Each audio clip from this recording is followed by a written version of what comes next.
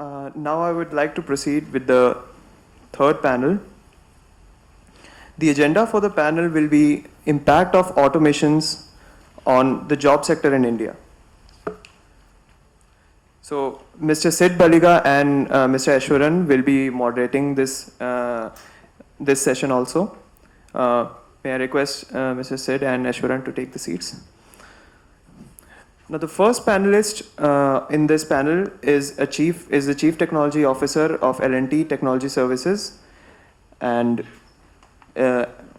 drives the company's technology roadmap to develop IPs, products, platforms, and solutions to address emerging strategic high growth investment in areas in digital engineering. Please welcome Mr. Ashish Khushu. Can we have a round of applause? Our second panelist is Mr. Rama Iyer, who is the Chief Innovation Officer at India's leading ecosystem brand T-Hub. Please welcome Mr. Rama Iyer.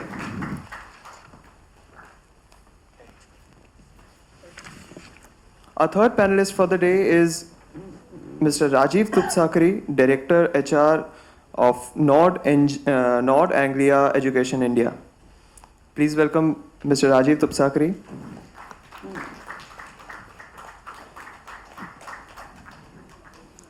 He has 20 plus years of experience in cross-functional experience in areas like manufacturing, product development, performance management and organization, strategic planning, human resources, corporate HR, strategic business SR, and has reinforced his capabilities and helped build an understanding of business. Please have a round of applause for our panelists. And now I hand over the stage to Sid and Eswaran to lead the panel. Thank you very much. Thank you. Thank you all for joining for this session as well. And thanks to the panelists for coming over on a Saturday afternoon. The topic itself is very clear. We're going to discuss about the impact of automation on jobs, and we keep reading about this every day, day in and out in newspapers and other media, about how people are losing jobs or are going to lose jobs. So let us now get some expert insights into, deeper insights into the reality, whether we are really going to lose out jobs or something else is in store for us. So why not start with the HR perspective itself? So are our jobs safe, Rajeev? Hello. Thank you so much, Sid and Eswaran, for having us here. And it's a pleasure to meet my colleagues from the industry. 100% all our jobs are safe. Nothing to worry about it. One of the McKinsey reports, which was published last year, states that the new jobs are getting created at the rate of 1% of the total jobs that are being created. So by year 2030 or so, about 8 to 9% of new jobs will be created, which means everything else will remain. So there are plenty of jobs available. Here, I'd like to add more. HR, we can't leave this much easily. Because I want to see my job and kids' job safe, isn't it? So here, I think the audience out here can relate more. In the last session we had from the secondary sector. So obviously the next is the service sector. Service sector. So when we talk about automation and all, there is like the black dog factory concept is there, which is more into like Germany and France kind of place. Like when you talk about black dog factory means when the factory is running, human require lights and many other like the electricity or the basic infra, whereas machines doesn't require it. And in spite of having its industrial infrastructure right from early 70s till late 80s, 87, 88, China has built a very strong base for a secondary sector. Now it is having a tough competition from the robotics factories that has been set up in Germany, and I don't think so. Any of the German products being made in like China, they are not dependent upon the labor. So is it not contrary to what we are discussing, that the job will be there, and suddenly we are seeing that one entire class, one entire like country has been taken away from giving the job to a country which is hugely dependent on labor? Well, that's the art of marketing, is what I would say. You know? From a people's perspective, I don't think personally it is changing so dynamically. Yes, in some of the sectors and within the sector, in some of the industries, the rate of automation by use of AI and robotics is significantly growing. And especially your automobile manufacturing companies. I mean, I worked in Mahindra and Mahindra, and I used to do crankshaft machining, camshaft machining with my own hands. And in my own eyes, then came the CNC machines. And today, the entire engine assembly line, nobody goes there. It's just monitored through somebody sitting in the control room, and checking at few points of time. While this is happening in, let's say, auto sector, but most of the other manufacturing areas, it is yet to still come up.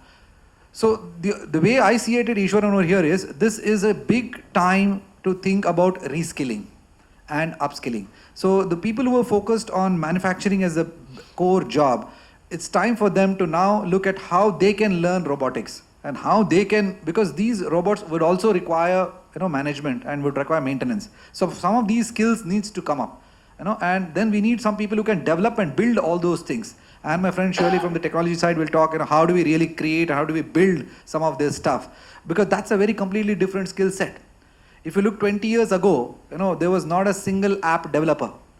And today, you have a plethora of app developers available in the market. How did that happen? So the app developers did not take birth. It just, they moved from being what traditional was to now going into app development. Tomorrow, I don't know, in 10 years later, Python is already there. Maybe some other snake will come, I don't know what will come. But, you have to move as how things will develop. I hope HR is spared now. yeah. So I keep hearing this often from various people about advising to get reskilling periodically, reskilling, upskilling. And also there is another school of thought that says we can't predict how technology is going to evolve. So the kids who are studying in school today, we are preparing for careers which don't exist today. So we don't know really what's going to happen after 5 years, 10 years. And at the same time, we keep getting advice of reskilling ourselves. So reskilling of what kind? I would like to ask Rama Iyer, what kind of reskilling is required when I really don't know what is going to come up in future? Thanks, guys. I think happy to be here, and nice panel, very interesting. So hopefully, I think we'll keep the kids from not falling to sleep. So I think in terms of, I'll just take the thread from where he left. In terms of reskilling and upskilling is something which is needed all the time. I don't think there is a need and a reason for somebody to tell us or wait on it. I think it's an evolution that's always in play, and has students out there especially, I think we are at a point where I think we are done, so we don't need to worry too much where we are. But I think for them, I think adaptability is a key word in my opinion, where you need to adapt to changes. You need to adapt whether it is technology, business, the skill set that is required. Think about that. All of us, whatever we are doing today, I don't think when we were studying, we kind of even like remotely thought that this is what we would end up doing. And I don't know if we have still ended, but wherever we kind of, so it is so drastic and different, right? I mean, like, I have no idea that when I was studying like electronics and telecom, that I would be farthest from where I started my career in, right? Not that neither we planned for or everything, but we were always open to the idea that, yeah, I need to move on. I mean, look at him, right? From where, like, lathe machine manufacturing, from where he has evolved. So I think we kind of don't make the right choices to begin with, that's one. But then we kind of guide it towards our likings, towards our interest. And I think the industry, the economy, everything also kind of nudges and pushes, ki boss, there is nothing much there, you don't belong there. So you better figure out what you're good at or try to learn and get to it. So I think that's a little bit of a short of this. There is no easy answers here. But I think something that I have kind of told myself is, there is no end to learning, depending on where you are in your lifespan, career, in your trajectory. So learn you must. Also the thing is, learn when you can and not learn when you must, right? It's a very deep meaning and connotation to it. Meaning you don't kind of, wait till you get fired and now you are like, shit, what do I do? Should I start doing like, Python, as he said, or should I start like, doing Java, or should I do BPO? That's a very, very bad position to put yourself in. So I think you should learn right now, even when you don't have a need. And for each of you, it must be different, right? Whether it is learning, I don't know, cooking or French or programming or business skills or whatever that may be. But I think that has to be a constant endeavor. And when you are there, then I think some of these questions of the problems of what machines are going to do, what automation is going to do, all kind of, takes a backseat. So you will at least not be that set of people who get impacted by that, because you're already in a much better position than say 95% of the rest of the people, right? So I think that's what I would do if I was sitting you in there, right? So that's a... If I may just add, excellent point, Rama. Just one point. Recent report of EY says that amongst the top 300 companies that they did survey across the globe, 46%, and this was a survey done with the HR heads, they said 46% of the time they could not get the right skill for the right job at the right time. So, which means there is still a dearth. It's not about not having a job, but it's about getting the right person at the right time. So that's the challenge still exists with us. So just adding to Rama's point, Ashish, we read about a lot of large IT enterprises firing people at mid-level especially. So about 10,000 to 20,000 numbers were quoted in the media. So assuming that there is a slowdown, or assuming that automation took away their jobs, what is the use of skilling or upskilling or reskilling if nobody is going to absorb them? Or is there a requirement still and they get absorbed somewhere else? How is it? So thank you, glad to be here. I'll take a couple of minutes to, sort of peel the onion, as they say, and glad that this topic is there. I think this topic is getting a bit boring. So it's good that you guys, face it. It's like one of those TV debates of people in Calcutta standing and talking. Robotics is 100 years old. What was Industrial Revolution? What was it? 100 years old. That's it. That's the start of the discussion. So where has it caused jobs? A loss of jobs? Nowhere. So we need to look at everything in perspective. And as he said the questions in the earlier session, jobs, economy, globalization, ultranationalism, trade liberalization, foreign exchange, and a fantastic question, my friend Madhu, right? He asked about sustainability. All of these come together, and when they come together, you then have to see what's happening on the job market. So automation has been there for God knows how many years, and like AI, it's becoming so boring to talk. AI has existed for the last 30 years, and it's in applications everywhere. So it's not going to go away. So I'll come to his question a bit in a moment from now. Let me give you some figures. US still adds people in their employment index. It still adds people. The global economy is $85 trillion. US is $55,000 or $60,000 per capita. China has just crossed $10,000 per capita today, and we are at $3,000. Where do you think jobs are going to go? Nowhere. You've got a fantastic career. I wish I was your age. I wish I was, right? Yeah, absolutely. So he says he's going away. I'm not going away. I wish I was your age. I'll give you another example, and I'll come to two more points, and then we'll talk of skilling, because it is all in a certain perspective and not to make it too academic. Last year, International Labour Organization and United Nations set up a technology task and talked of what will happen in the next 10 years. Sustainability as a business opportunity is going to add $12 trillion. Now, these are United Nations, World Bank, ILO numbers. That's going to create 25 million jobs. 25 million jobs in the next 10 years. Okay?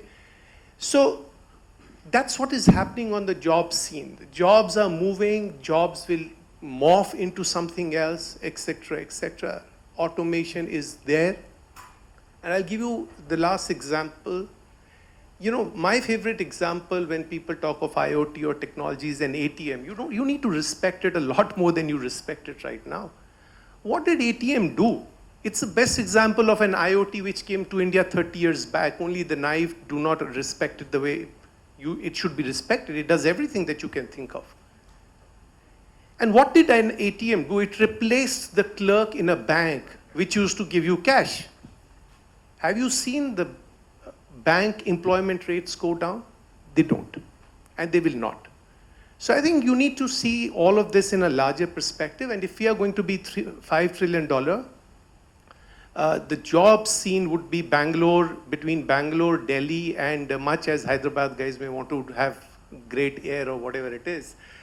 Between these three cities, Bombay, Delhi, and Bangalore, it will be about $1 trillion. $1 trillion of economy in 10 years, and that needs jobs. That will create jobs. Having said that, we'll come to the issue of the question that Sid asked. And that's the right question. You cannot live in an economy where you want to enjoy the benefits of capitalism and yet have a socialistic approach. You want money, then be ready to get fired. Is that a bad equation? I don't think so. You guys are more sorted out than we are. We have these issues. You don't. You'll move on. I met Professor Venugopal Rao of IIT Delhi just about a month back. And he said 90%, and he said, I can speak on behalf of the IITian students, as a representative of all the IITs. He said 90% of students from IITs who used to go abroad for jobs do not go for jobs abroad and instead are opening startups in India. So why do IT companies fire? You know, it's not a recent phenomena. It's a phenomena, he's an HR guy, it's a phenomena for the last 30 years. The bottom 5% have to go out. You need to make money. We are in this business to make money. We have to, if we have to compete globally, we have to, you know, sort of raise the benchmark again and again. So you cannot have a system where you give the best guys a great salary, and the lowest guys exist there and you're wasting money there. So it's a part of the business cycle. So people are asking the bottom 5% to go. Largely it's 5%. You know, he's the expert, 2.5 to 5 or 7%. But at the same time, a large number of companies are investing tremendous amount of money in reskilling. Absolutely, there's no doubt about it. So I think it's a great time to be. It's not going anywhere. Automation has existed for the last 100 years. The tractors have not replaced the farmers.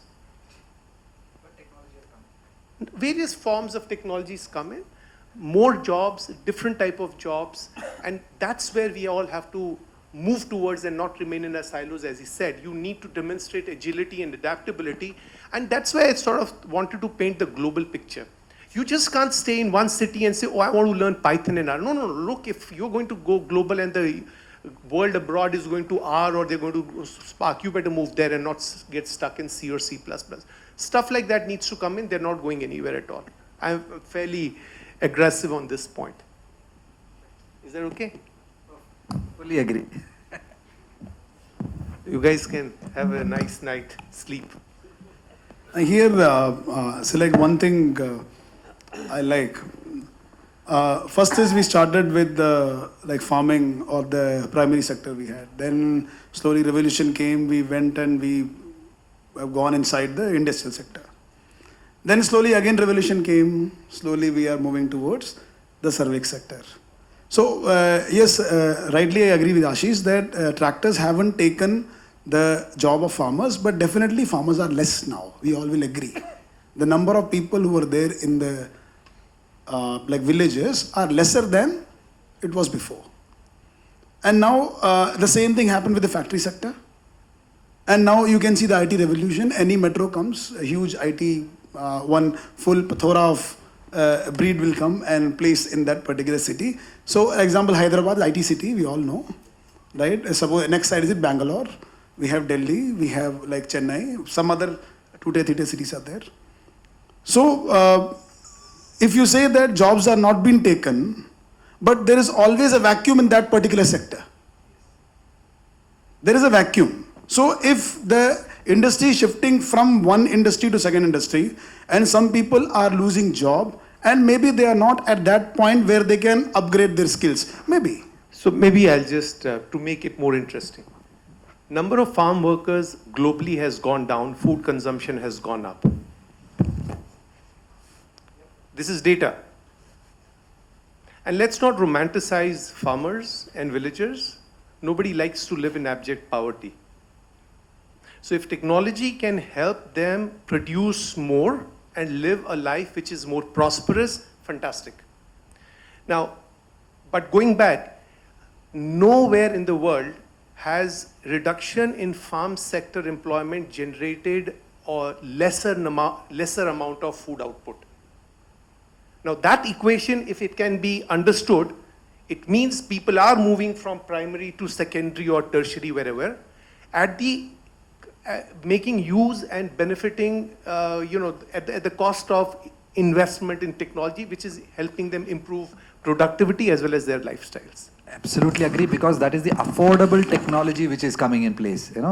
Earlier probably technology was expensive and therefore labor is required. But today you have affordable technology, and persons, for example in US, the entire farm market is run through GPS controlled tractors. So a person is sitting in his house and is operating the tractor in his farm field by looking at a screen and playing with that. Just like some of these James Bond movies, and it's actually happening over there, with the touch of a finger. So when this facility is available, I don't think it is right to correlate that jobs are losing. There's no job loss. This is more of advancement which has happened, which means now this person has found more spare time. He can do something else and better, given that the technology is there to help him. So here to add more, yes, I rightly agree, because even the stat says that when we talk about the global and the kind of production happening in the pharma industry is really good. But when we talk about the people who cannot be skilled, I'm talking about that particular sector where the people cannot be skilled. They are at that age, or they are not having that much facility that they're not able to adapt to the new things. That is one. Second is, now we are going from farming, that is from the primary, let us not say farming, from the primary industry to secondary to the tertiary, or more like into services. Because when you talk about IT or the automation, majority of the things are giving service to the men. It is making the things more easy. So because of his spare time, is the time is being used properly? That is one area. Is it going in the correct direction? Is the industry going in the correct direction? Right? Thirdly, when we go towards from men to machine, obvious, I know that the precision, the IQ level of men increases, but how about EQ and HQ? Is it like really at stake? And the machines can replace brain. Can they replace heart? Is what my question is. See, I completely echo with what you're saying. IQ and EQ are two different topics. Just let's take the example of food industry and just building on that. Now we have got a lot of these Swiggies and all coming in, right? And food is delivered on your doorstep, and that's primarily happening because of technology, right? But still, in a fine dining restaurant, do you still go with the chef that you want and the cuisine that you want, or no?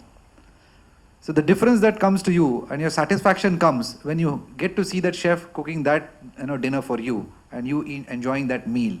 So the jobs in the industry of, for example, food industry, people like roles like chef will still be required. The person who is there at the customer receiving end and who is welcoming you and giving you that feeling of a valued customer, those roles cannot be taken away.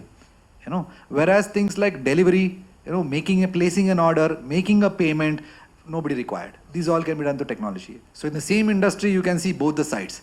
And right now also we experience that. Yeah, just to add to it, I think your question has a very important point. If you don't look at it as primary, secondary, and tertiary, and you look at it as low, medium, and high skills, and then look at what's going to happen, I won't go into the EQ part and all, that's HR and stuff, but what is very important is that do you have the automation will shift or morph jobs to a very different kind of skills that are required at all levels, across the strata, across industries. What's important is that do you have the governmental intervention or industry intervention to enable people good education at all levels, right? So that people who are less fortunate in availing or getting the right education get that. Now, fortunately for us, I'm fairly very optimistic about, sort of dots start getting connected once you look at it. I'm fairly optimistic about a couple of things. One is and now since the topic pertained to India, one is the fact that education is valued so much in India is a boon, right? People will do whatever to put your son or daughter through education. So that's great. Second is, it is an assisted economy. It's a balance between America and China. One is a government regulated, the other is free. So we are an assisted economy in the right balance. We are not a completely interventionist economy. Which means the government role in continuing to set up educational institutes of different categories across the board is that infrastructure will help provide education to a people. So over the next 10 years, that infrastructure should help people move up the elevation curve. And I think the government in the last 15 years, and people don't notice this, has done a fantastic job in opening up so many institutes of higher education, 8 to 10 Indian institutes of science and education research, right? 8 to 10, they're fantastic. Number of IITs.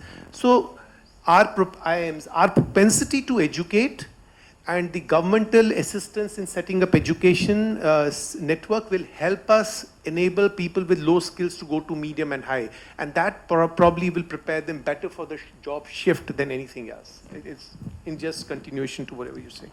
Rajiv mentioned the point about automating the order taking in the restaurant delivery chain.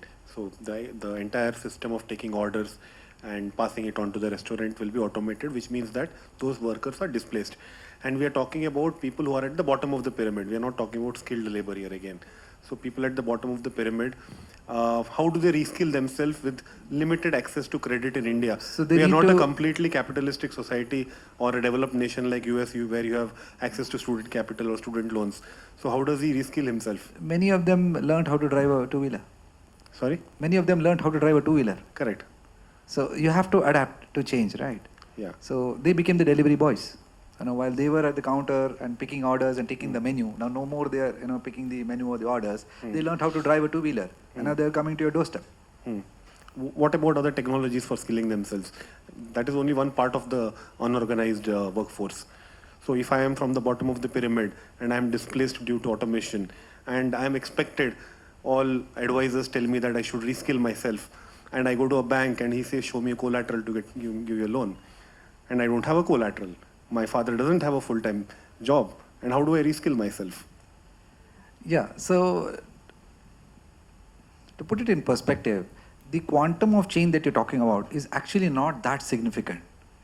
Well, at ground level we feel that these jobs are going, but how many such people, how many such restaurants are really there, you tell me? Despite Swiggy's of the world or Uber Eats of the world being present, have the entire restaurant industry vanished? You just walk across on the main road, from family dhaba, there will be at least 10 family dhabas in just 2 kilometers range. So why have they not vanished? That means still people feel there is need for physically being present, and physically someone is going to take the order. So I think we are just replacing 0 and 1. We have still not reached that rate. As I told you, McKinsey has also told earlier, the entire world job creation, only 1% of new job is getting created every year. Which means there is still long time for us to really worry. That entire, if 50-60% jobs are going, I would worry across the workforce. In fact, I am saying there is a reverse challenge, reverse positive challenge. I am saying that the labor market is going to expand more, not because of this kind of company-related actions or because of technology change. If you look at 20 years before, or 30 years, or 3 decades, or 4 decades before, today everybody talks of diversity, everybody talks about women workforce coming in, right? Which was not there. Now this is a completely new segment of people who were traditionally in their respective homes, for whatever reasons were not coming out in the marketplace, which is a very debatable topic and will not bring it out here. But today they are all there. They are right here in front of us and they are competing with all of them at the same pace, which means that our workforce is now added.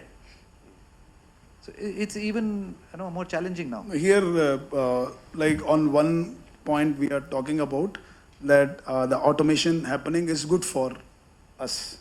Second way, even we are seeing that like the government is, I'm not talking about the environmental aspect. I'm there for plastics are not good, but still, let us take a point out of that. Plastic bags we are banning, and we have been advised to go to jute or don't use paper, say like the glasses. You use more like mud glasses so that Garib Vidhva Ma can get that kind of ads are coming, right? So where are we going? Don't you feel like India is in a dilemma? Not at all. Not at all. Absolutely not. We're fantastic. I mean, absolutely fantastic. I'm not kidding. I would love to be a 22 years old today. I mean, what are we talking? $3,500 is a per capita income. The globe has countries at $54,000 per annum. We are at $3,500 per annum per capita. China is at $10,000. Look at the journey we have. Even in their lifespan, they're not going to get to $54,000. So you've got a story coming up in the next 30, 40 years. The ingredients are in place. It could have been a Bollywood masala, provided the government would have it been Chinese type. But it'll be a slow art movie. So that's okay, but you'll get there. So I think it's fantastic. The question is, where will job creation in India happen? Will automation impact the industries which were creating jobs? The traditional industries which were creating jobs? That's really the question. And I looked at the question on GST. You know, the GST has one very important facet to it, and it is formalizing the economy. About 11 million or 12 million or 15 million people who are coming into the formal economy. So you will have two things that are emerging. And I'm just telling you from the data and the experience that I have. A, the Indian services companies are not going to produce the type of jobs that they used to produce in the past. That's gone. You're not going to have 100,000 people being employed on a daily basis. That will not happen. Manufacturing industries are also not going to be the main engine of creating huge amount of jobs. It is these 11 million, 15 million companies which are coming into the formal segment, formal sector of economy, who will be accelerators of job creations, services, platform aggregators, etc., etc. So the job creation will move from what was traditional to new type of jobs through new mediums. That's the impact of automation. Otherwise, the story is great, absolutely. You guys are going to earn millions of dollars and spare some for us. Yeah, I mean, I think just to add some, I think interesting thing, I was just kind of little mesmerized in terms of, hope you all are with me. See, the other thing is, this whole job movement, right? When we were growing up, there was nothing like startups, entrepreneurship, anything, right? It was not even there. Today, we are tracking somewhere like 10,000 startups in the country, which are like, registered, known. Let alone another, say, 10,000, which we do not even know, which is in the garage and in the works. So think about like, even if there are 100 superstars, like the likes of Flipkart and stuff, who are employing 10,000, 20,000, forget the few thousand engineers and high-tech guys, the rest of the delivery guys, logistics, warehousing. And how much jobs are we even losing here? Like net put together. All these people are now moving here because I'll tell you what, Flipkart, when he wants to kind of, get like, thousands of delivery boys, there is no new people jumping out of job. There is all this, waiters who got displaced. Now they don't have an option. These people skill them. Ki, boss, come, I'm going to train you. You go take this two-wheeler. I'm going to give you two-wheeler. Go train. So these are all happening. So in a way, I'm happy that these guys lost job because now he's moving to a much more higher value add, higher value segment, a newer skill set that he's learning. So in a way, in hindsight, even though it kind of sounds bad, the ring of it, but losing job, redundant jobs is not bad. It is eventually, it will turn out to be good because he's now getting into something which is much more sustainable long term. So I don't think, I mean, one, if you have skilled enough, great, you're not losing job. But even if you lost job, I think it is like, not so bad because I think eventually it will turn out better for you. So I think this whole like, topic, it's good because it brings out all this value. I think net, it is all good, all positive, and he kind of gave Ashish gave a lot of data points in terms of where India is. I think we are in a phenomenal country. If we are in among the top 4-6 cities in the country, we are in hyper growth mode. There is so much opportunities today that each of you guys should not even be looking for jobs. You should be job creators. You should be doing your own entities, your own startups, and give it a shot. So you guys all have to be job creators. Today you'll have good opportunity. We kind of did not have that, nor anybody told that you have that in you to do it, right? So we kind of lost. So we all are like little bit like, that way jealous that we would be happy where you are and have a nice like, 34, 40-year roadmap where we can build things. So you all have nothing to really worry, and in fact, we will kind of challenge you all that go build things that we can be proud of, right? So, yeah.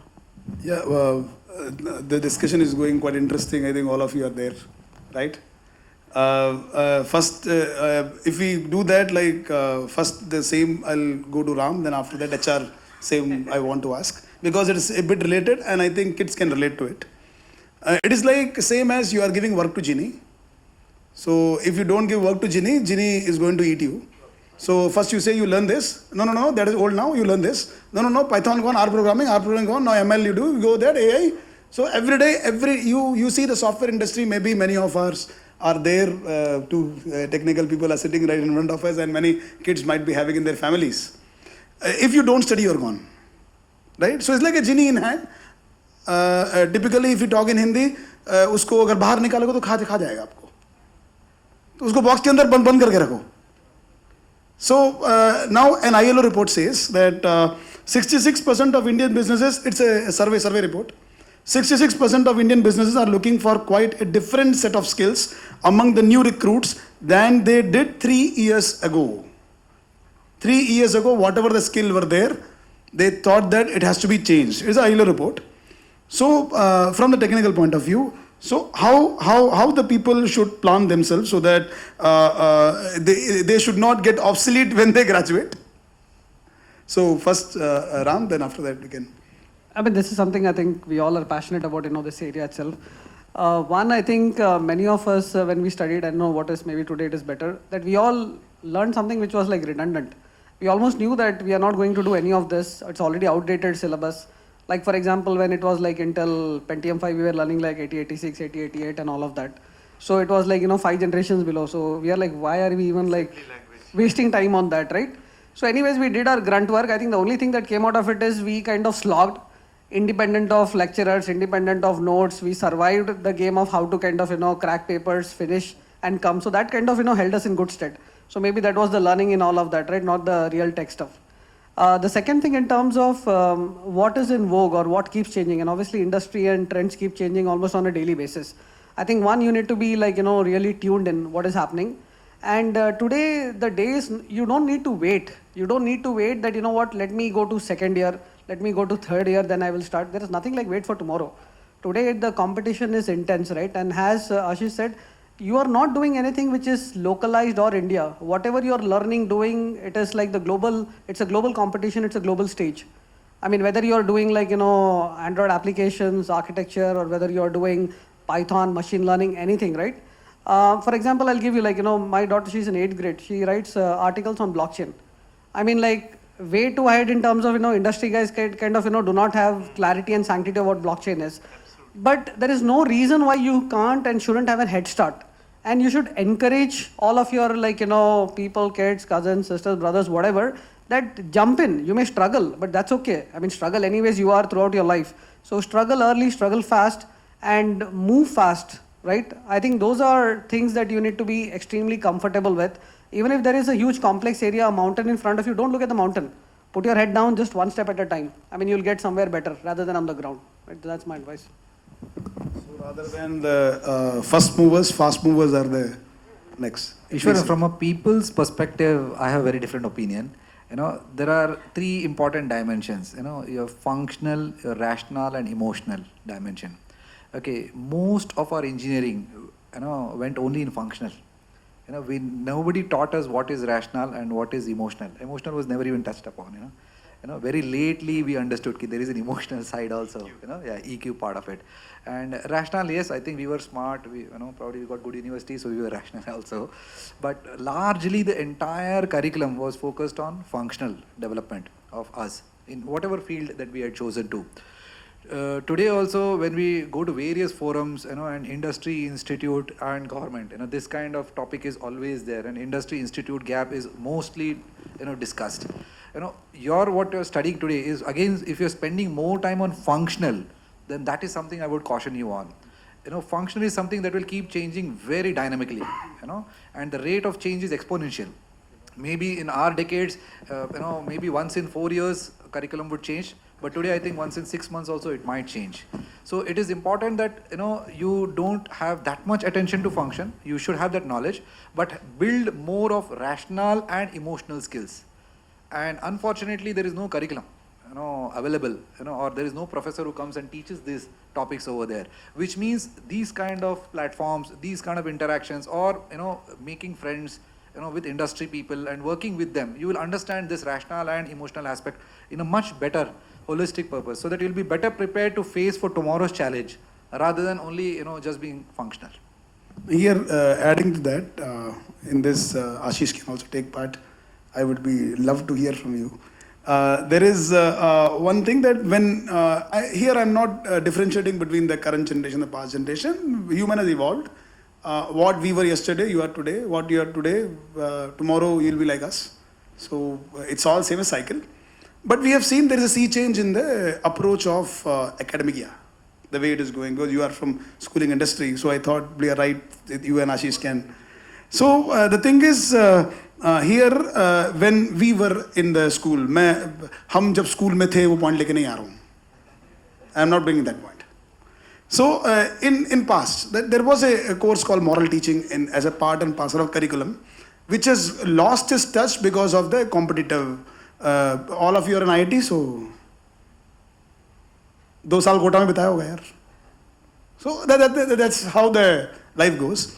Now kids are not having EQ, I won't say. They're not that much exposed to, rightly you said, Rajeev. So these people are going to create machines.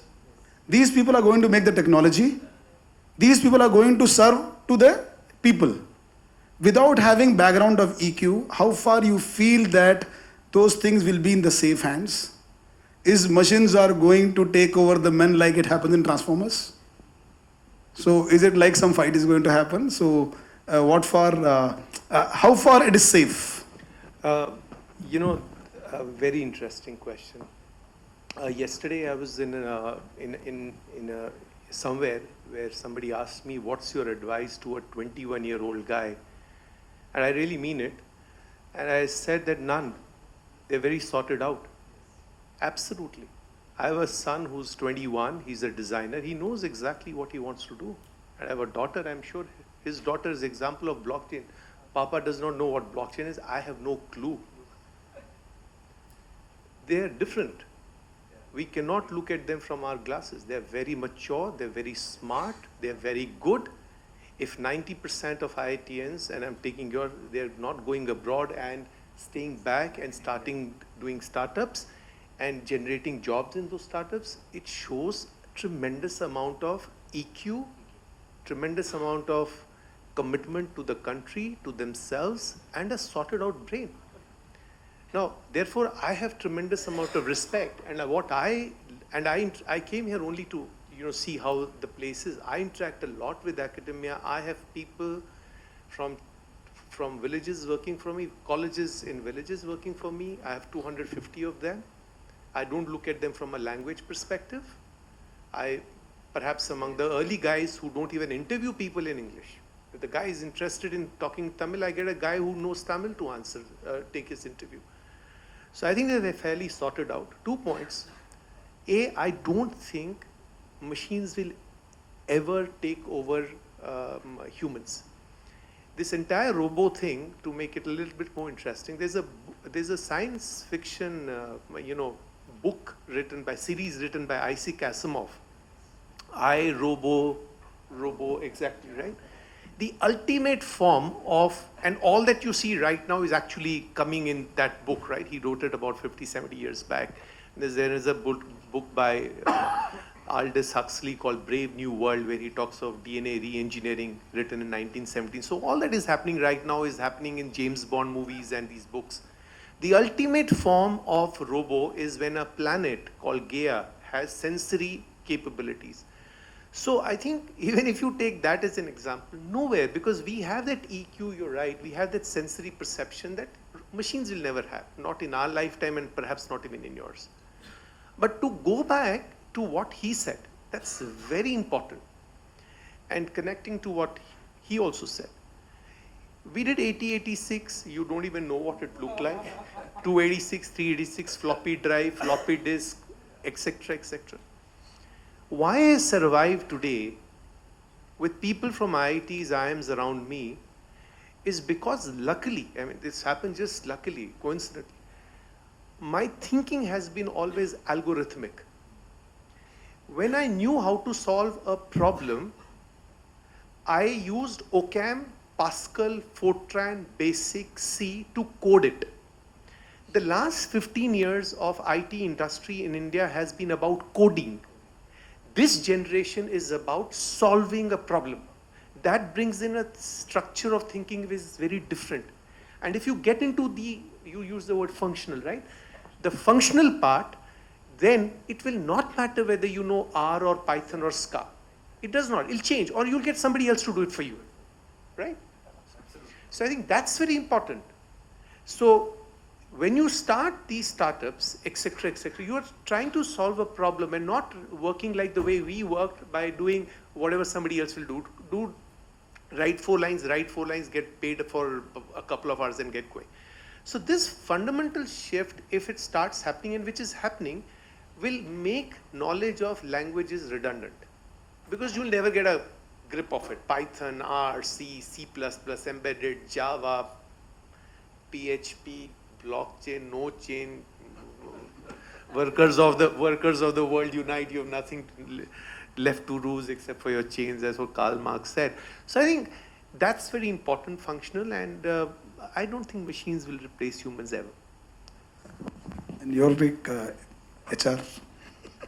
I thought I started the point. I given my views on that. I mean, nothing to worry. You guys are doing great. You have great careers in front of you. And at least I don't buy this point of any job loss at all. Great, fantastic. Or machines completely taking over. But I do love watching those movies. Terminator is my favorite. If this is not getting recorded, then my boss is like a machine. He reviews me. Bosses are not going to get replaced. They are more like machines, right? You would like machines to replace your bosses than anything else. True. Great. Any questions from the audience? Too hassled with people, whether it is IIT, IIMs on either side of the aisle, because of the experience, because of the fundamentals of how you have learned problem solving being the key. Yeah. So I don't think it doesn't matter, but I was just kind of alluding to the fact, and all of us are, that you have more time, energy and fire and passion that you have, where use it rightly. Yeah. Don't come to the point where you have to kind of, at 40s like struggle more, or you could have done something different, right? Mm-hmm. That's the point. Thank you so much. Just to add to his Korea thing. When we started many years back, and I'm sure they would have experienced, the world was unequal. They didn't know what we can do. One of the biggest things of digital revolution in the last 2 years is, it's actually providing, this is what I have shared with so many customers and even in stages, etc. This is the first time in human history innovation is happening across geographies, across races, across genders at the same time, when people, students, customers are all learning at the same time. So you're competing 24/7 with people across the globe, right? Blockchain in South Korea, imagine they allowing him to get into South Korea to talk anything 10 years back. Impossible. And you already have a fantastic legacy that Indians can do it. Now, in this, your attitude, perspective, your passion, and more important, HR guy will say your own self-motivation to drive are the distinctive features besides whatever you're learning right now. Right? 100%. That's the only differentiator. So, are you willing to take one last question, or is it okay? So, thank you, panelists and moderators, for such an informative discussion, and we really had some really deep insights into the matter of automation. It was actually I personally suggested this topic to be included in the summit. So, thank you very much for your precious time. Thank you. So now I would request Maruti to assist our moderators in presenting the mementos to our panelists.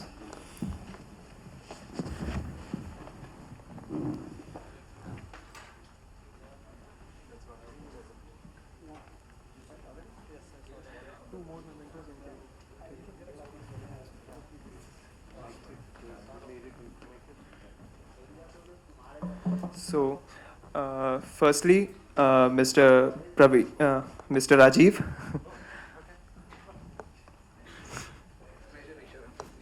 Can we have a round of applause? Mr. Rama Iyer.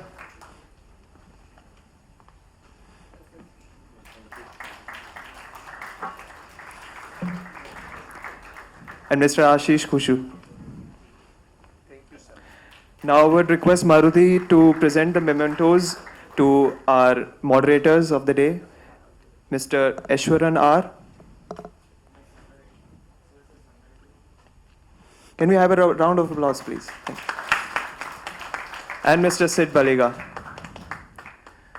Special thanks to our moderators for asking such insightful questions. Please keep applauding.